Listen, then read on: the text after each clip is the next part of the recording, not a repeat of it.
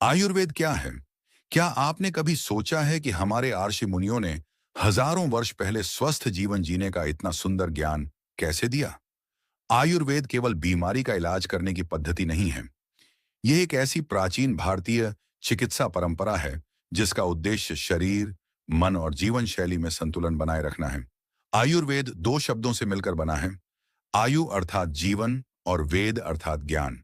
अर्थात आयुर्वेद का अर्थ है जीवन का ज्ञान।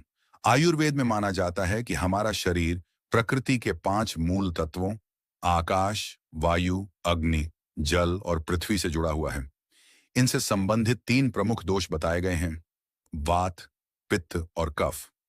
जब ये संतुलित अवस्था में रहते हैं तो शरीर की सामान्य कार्य प्रणाली बनी रहती है, और जब इनमें असंतुलन होता है तो स्वास्थ्य संबंधी समस्याएं उत्पन्न हो सकती हैं।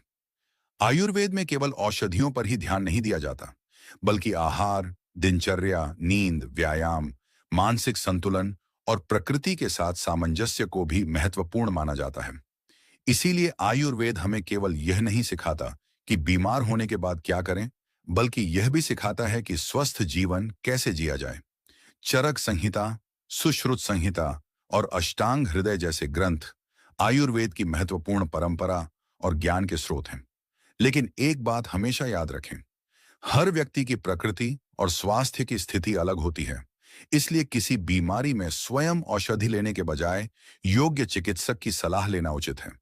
आयुर्वेद हमें प्रकृति के करीब रहकर संतुलित आहार और अनुशासित जीवन के माध्यम से स्वस्थ जीवन की ओर बढ़ने की प्रेरणा देता है।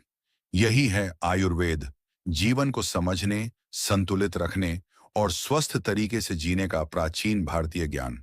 अगर आपको ऐसी ही भारतीय ज्ञान और आयुर्वेद से जुड़ी जानकारी पसंद है, तो वीडियो को लाइक, शेयर करें और चैनल को सब्सक्राइब जरूर करें।